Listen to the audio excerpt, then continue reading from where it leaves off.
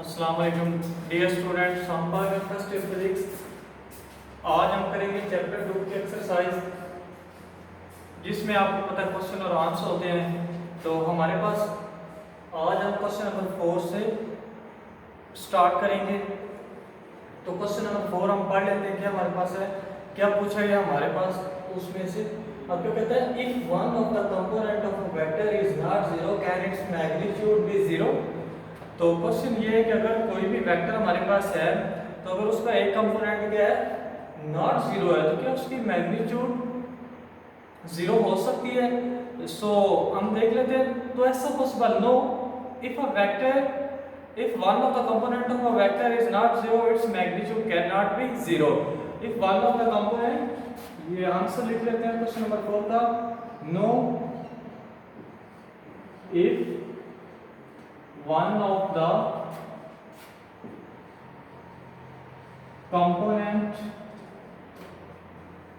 of a vector, if one of the component of a vector is not zero its magnitude cannot be zero। आप इधर consider करें, हमारे पास एक vector है जिसके कंपोनेंट्स की हम बात करें। हमारे पास एक वेक्टर है जिसको हम कंपोनेंट है x I plus A Y J cap. अगर इसके हम कंसीडर करें, हमारे पास इसकी मैग्नीट्यूड की बात करें, तो a इज इक्वल टू हमारे पास आ जाएगा ए एक्स के प्लस ए ऑफ वाई के अंडर। तो नेक्स्ट अगर देखिए, अब हमारे पास क्या है, अगर एक कंपोनेंट वेट्स, अब हम देख लेते हैं। अगर एक कंपोनेंट जीरो करते हैं, अब हमारे पास A x is equal to किसके है, जीरो के इक्वल है। तो हमारे पास क्या हो जाएगा, ए एक्स अगर हमारे पास जीरो के इक्वल आता है, तो हमारे पास ए की जो मैग्नीट्यूड है वो हमारे पास आ जाएगी under A Y square, zero plus A Y square. So A Y doesn't equal to zero. अब ए वाई चूंकि जीरो के इक्वल नहीं है, सो हमारी जो मैग्नीट्यूड है, ये जो वेक्टर है उसकी मैग्नीट्यूड जो है वो भी जीरो के इक्वल नहीं है। नेक्स्ट हम देख लेते हैं, अगर हमारे पास ए वाई इक्वल टू जीरो हो जाता है, तो हमारे पास अगर मैग्नीट्यूड को हम देखें, तो हमारे पास a इज इक्वल टू हो जाएगा ए एक्स के प्लस ए वाई, चूंकि जीरो है तो हमारे पास A X doesn't equal to zero. So magnitude of a vector can not be zero. This is the question answer of question number 4। अब next हमारे पास क्वेश्चन नंबर 5 है। उसमें पूछा गया है कि can a vector have a component greater than the vector magnitude। Question दोबारा पढ़ लेते हैं। Can a vector have a component greater than the vector magnitude। तो इसके आंसर में ये है नो। तो ऐसा पॉसिबल नहीं है कि वेक्टर जो है वो उसके कंपोनेंट की जो मैग्नीट्यूड है वो उस वेक्टर से क्या हो जाए, ज्यादा हो जाए। तो हम कह सकते हैं no, it is not possible. No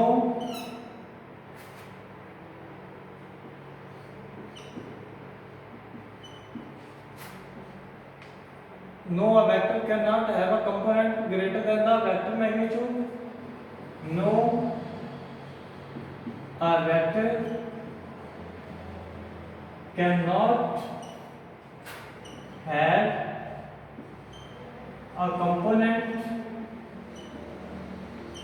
a component greater than the vector magnitude। The maximum value of the magnitude of component, maximum value of the magnitude of the component of a vector is equal to is equal to the magnitude of vector itself. हमारे पास जो vector है उसकी magnitude क्या है, उसके component की जो मैग्नीट्यूड है वो क्या है, वेक्टर से ज्यादा नहीं हो सकती। अगर किसी भी कंपोनेंट, किसी भी वेक्टर के जो कंपोनेंट है उसकी जो मैग्नीट्यूड होती है, उसकी जो मैक्सिमम मैग्नीट्यूड होती है, वो हमारे पास उसके जो कंपोनेंट होते हैं, हमारे पास वेक्टर के कंपोनेंट की जो मैक्सिमम मैग्नीट्यूड होती है वो मैग्नीट्यूड ऑफ वेक्टर इटसेल्फ के इक्वल होती है।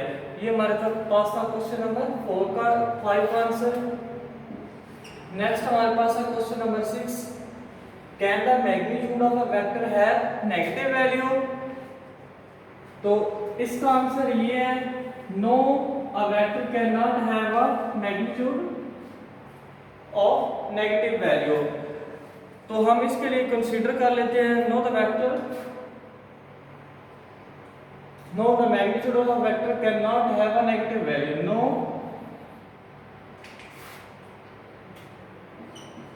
The magnitude, no the magnitude of a vector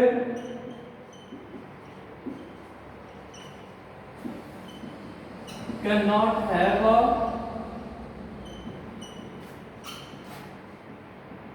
negative value. अब हमने कह दिया कि हमारे पास कोई भी वेक्टर जो है उसकी मैग्नीट्यूड की जो है हमारे पास नेगेटिव वैल्यू नहीं होती, तो अब हम उसको देख लेते हैं। अब रीजन क्या है कि हम कह सकते हैं कि हमारे पास जो वेक्टर है उसकी जो मैग्नीट्यूड है वो हमारे पास क्या है, नेगेटिव नहीं हो सकती। उसके लिए हम देख सकते हैं, कंसीडर करें हमारे पास एक वेक्टर ए है। अब हमारे पास ए वेक्टर है, उसकी ये मैग्नीट्यूड दी हुई है ax² प्लस ay²। तो आप कंसीडर करें हमारे पास जो स्केयर है, स्केयर का ये फिनोमेना है कि जितनी भी रियल वैल्यूज होती हैं, रियल नंबर्स होते हैं, ये स्केयर क्या है, उसको पॉजिटिव बन के देता है, उस वैल्यू को स्केयर क्या कर देता है, पॉजिटिव वैल्यू बना देता है। इसीलिए अब हमारे पास अगर यहाँ पे नेगेटिव वैल्यू भी आती है तो इसका स्केयर लेंगे। लेफ्ट कंसीडर करें, अगर हमारे पास ये -ax² होता प्लस ay² होता, तो अब स्केयर की प्रॉपर्टी है कि ये क्या करेगा, रियल वैल्यू को क्या कर देगा, पॉजिटिव कर देगा। सो हमारे पास जो नेक्स्ट रिजल्ट आएगा वो हमारे पास आ जाएगा ax² प्लस ay²। तो इससे क्लियर होता है कि हमारे पास कोई भी वेक्टर है उसकी जो मैग्नीट्यूड है उसकी नेगेटिव वैल्यू नहीं हो सकती, क्योंकि किसी भी वैल्यू, रियल वैल्यू का जो स्केयर है उस वैल्यू को क्या कर देता है, पॉजिटिव कर देता है। नेक्स्ट हमारे पास क्वेश्चन नंबर 6 है, क्वेश्चन नंबर 7, क्वेश्चन नंबर 6 हो गया। अब हमारे पास क्वेश्चन नंबर 7 है। अब उसमें ये कहा गया कि if a plus b is equal to 0, यानी हमारे पास दो वेक्टर्स हैं जिनका सम किसके इक्वल है, 0 के इक्वल है। What can you say about component of two vector. तो अब अगर इसके कंपोनेंट की बात की जाए तो हम देख लेते हैं इसके कंपोनेंट के बारे में हम क्या कह सकते हैं। अब चूंकि उसने क्वेश्चन में हमें कहा है कि हमारे पास दो वेक्टर्स हैं, अब दो वेक्टर्स हैं तो वेक्टर्स भी लिख लेते हैं, उसके साथ कंपोनेंट भी लिख लेते हैं। तो उसके कंपोनेंट आएंगे axi plus ayj plus azk। तो नेक्स्ट अगर b वेक्टर की बात की जाए तो हमारे पास ये आ जाएगा bxi plus byj unit vector plus bzk unit vector. अब हम इसको देखेंगे कि हमारे पास ये जो दो वेक्टर्स हैं इनका प्रोडक्ट हमारे पास 0 के इक्वल है, तो इसके जो कंपोनेंट है उन पे क्या इफेक्ट है तो हम देख लेते हैं। क्योंकि उसने कंडीशन ये दी हुई क्वेश्चन में कि हमारे पास a प्लस b किसके इक्वल है, 0 के इक्वल है। तो अब हम अगर इसको देखना चाहें तो हमारे पास a वेक्टर है, तो ये b इधर पॉजिटिव है तो दूसरी साइड पे जाकर हो जाएगा नेगेटिव हो जाएगा, तो a इज इक्वल टू हो जाएगा -b वेक्टर। अगर आप a और b की जगह पे उनके कंपोनेंट्स क्या कर दें, रिप्लेस कर दें, तो हमारे पास क्या आ जाएगा, ये हमारे पास axi प्लस ayj आ जाएगा प्लस azk यूनिट वेक्टर आ जाएगा इज इक्वल टू आ जाएगा। अगर ये माइनस होगा तो ये माइनस क्या है, सबके साथ b के सारे कंपोनेंट के साथ मल्टीप्लाई होगा, तो ये सारे पॉजिटिव जो है आपको क्या कर देगा, नेगेटिव कर देगा। तो ये हमारे पास क्या आ जाएगा बी एक्स आई प्लस बी वाई जे यूनिट वेक्टर प्लस बी जी के यूनिट वेक्टर। अब अगर क्या है आई और आई जे और के कंपोनेंट्स को हम क्या करें, कंपेयर कर दें, तो बाय कंपेयरिंग हम लिख सकते हैं by compare I J and K. अगर आई जे और के कंपोनेंट्स को कंपेयर करें तो हमारे पास जो नेक्स्ट आता है वो हमारे पास ए एक्स इक्वल टू आता है माइनस बी एक्स के, और हमारे पास जो ए वाई आता है वो माइनस बी वाई के इक्वल आता है, और हमारे पास ए जी जो है वो माइनस बी जी के इक्वल आता है। सो हम कह सकते हैं कि the component of a vector have equal magnitude but opposite direction. So component of a vector have equal magnitude but and opposite direction। तो हमारे पास कंपोनेंट क्या है, मैग्नीट्यूड में इक्वल है लेकिन डायरेक्शन नेगेटिव साइन डिनोट करवाता है कि ये हमारे पास डायरेक्शन में क्या है, अपोजिट है। तो नेक्स्ट हम कर लेते हैं स्टूडेंट्स। नेक्स्ट जो हमारा क्वेश्चन नंबर है वो क्वेश्चन नंबर 8 है। क्वेश्चन नंबर 8 को पहले पढ़ लेते हैं। Under what circumstances would a vector have component that are equal in magnitude, यानी किन कंडीशन के तहत हमारे पास कोई भी वेक्टर है उसके जो कंपोनेंट है वो हमारे पास क्या आएंगे, इक्वल इन मैग्नीट्यूड आते हैं। तो इक्वल इन मैग्नीट्यूड आते हैं तो किसी हम एक कंपोनेंट को डिस्कस कर लेते हैं, चाहे तो आप x को डिस्कस कर लें, चाहे y को डिस्कस कर लें, या फिर क्या है z को डिस्कस कर लें, तो हमारे पास बाकी जो प्रॉब्लम्स है उनका सॉल्यूशन निकल आएगा। अब इसके आंसर की बात करें तो हमारे पास अगर हम फर्स्ट क्वाड्रेंट की बात करें along x axis when the vector makes an angle 45 degree. अब हमारे पास x y प्लेन बना लेते हैं, ये x है और ये हमारे पास क्या है, y है। तो अगर इसके साथ ये कोई भी वेक्टर है वो 45 फर्स्ट क्वाड्रेंट में 45 डिग्री का हमारे पास क्या है, एंगल बना रहा है। तो अब अगर 45 डिग्री का एंगल बना रहा है तो कंपोनेंट इन मैग्नीट्यूड, अगर इसके कंपोनेंट की बात की जाए x एक्सिस के along then its rectangular components are equal in magnitude. अब इसके कंपोनेंट x एक्सिस के अलोंग क्या है, इक्वल इन मैग्नीट्यूड होंगे। तो अब अगर हमारे पास x एक्सिस के अलोंग कंपोनेंट की बात की जाए तो हमारे पास ax की बात करें तो हमारे पास अलोंग x एक्सिस की हम बात कर रहे हैं, ax इज इक्वल टू आ जाएगा a cos अल्फा आ जाएगा या cos थीटा आएगा। तो अब चूंकि हमारे पास एंगल कितने हैं, 45 डिग्री बना रहे हैं, तो a cos 35 डिग्री आ जाएगा। तो ये हमारे पास क्या आ जाएगा, a by a dot 1 by √2, क्योंकि cos 41 और √2 होता है। नेक्स्ट अगर हम बात करें a y की बात कर लें या हमारे पास bx की a y की बात करें तो ये हमारे पास a sin 45 डिग्री आ जाएगा। a sin की बात करें तो ये भी हमारे पास 1 बाय √2 होता है। सो फर्स्ट क्वाड्रेंट में अगर हमारे पास x एक्सिस के अलोंग 45 डिग्री बन रहा है तो हमारे पास कंपोनेंट ऑफ वेक्टर के आपस में इक्वल है। नेक्स्ट अगर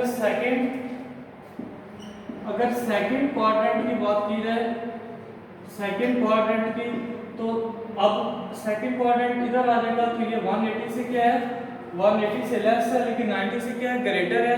तो 180 में से हम क्या कर देंगे, 45 माइनस कर देंगे, यानी 45 ये जो है हमारे पास इसको माइनस कर देंगे। तो हमारे पास सेकंड क्वाड्रेंट जो है इसमें theta is equal to 135 degree आ जाएगा। तो भी हमारे पास कंपोनेंट की जो वैल्यू है वो इसके सेम निकलेगी। सो सेकंड क्वाड्रेंट में भी कंपोनेंट 135 डिग्री पे क्या है, इक्वल होंगे। आगे अगर थर्ड क्वाड्रेंट की बात की जाए, थर्ड क्वाड्रेंट की, तो उसमें हमारे पास थीटा जो है वो 180 से क्या हो जाएगा, ग्रेटर हो जाएगा, मगर 270 से क्या होगा, लेस होगा। तो अब हमारे पास 180 से ग्रेटर हुआ तो प्लस ये क्या हो जाएगा, 45 हो जाएगा। तो ये हमारे पास थीटा कितना आएगा, 225 डिग्री आ जाएगा, 225 डिग्री। तो अगर इसी कंपोनेंट में अगर इसकी वैल्यू अप्लाई करते हैं तो हमें ये भी क्या देगा, सेम रिजल्ट देगा। नेक्स्ट अगर फोर्थ क्वाड्रेंट की बात की जाए, फोर्थ क्वाड्रेंट की, तो उधर हमारे पास क्या हो जाएगा, 360 में से हम क्या कर देंगे, माइनस कर देंगे। फोर्थ क्वाड्रेंट में 360 माइनस 45 करेंगे तो हमारे पास क्या है, वो 315 डिग्री देगा। तो 315 डिग्री पे आप दोनों कंपोनेंट्स को चेक करेंगे तो भी हमारे पास इसके सेम रिजल्ट देगा। सो कंपोनेंट और vector will be equal in magnitude. Next अब हमारे पास जो क्वेश्चन है वो क्वेश्चन नंबर 9 है, इसको डिस्कस कर लेते हैं। Is it possible, question number 9 ये है, is it possible to add a vector quantity to a scalar quantity, क्या वेक्टर क्वांटिटी को एक स्केलर क्वांटिटी में ऐड करना पॉसिबल है। सो अगर तो आपने पीछे से वेक्टर और स्केलर को तसल्ली से पढ़ा तो आप बता सकते हैं no we can not add a vector quantity to a scalar quantity, यानी हम क्या है, स्केलर को no we can not add a scalar to a vector quantity, यानी हम स्केलर को क्या है, एक वेक्टर में ऐड नहीं कर सकते टू अ वेक्टर क्वांटिटी। अब रीजन क्या है जिसकी वजह से हम ऐड नहीं कर सकते, because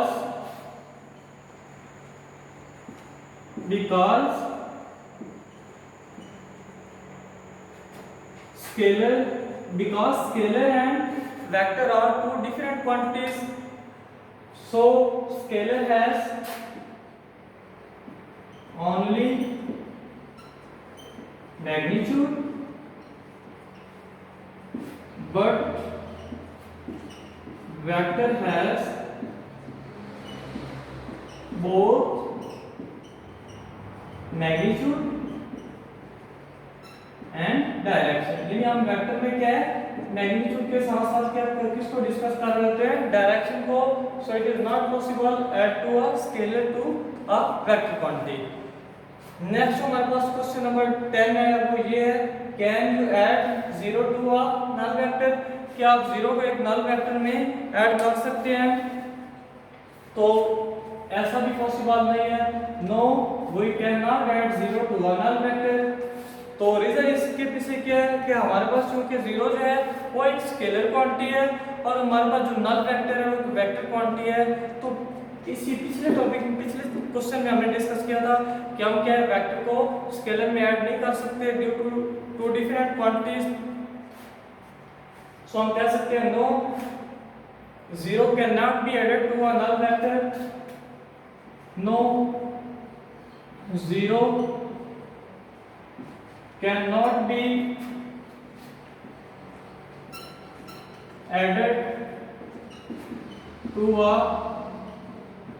null vector because 0 is a scalar but null vector is a vector quantity. क्योंकि हमारे पास 0 जो है वो स्केलर होता है और हमारे पास जो नल वेक्टर है वो एक वेक्टर क्वांटिटी आता है। So it is not possible to add a scalar to a vector quantity. ये थी बच्चों हमारे पास 4 से question number 10। Thank you very much.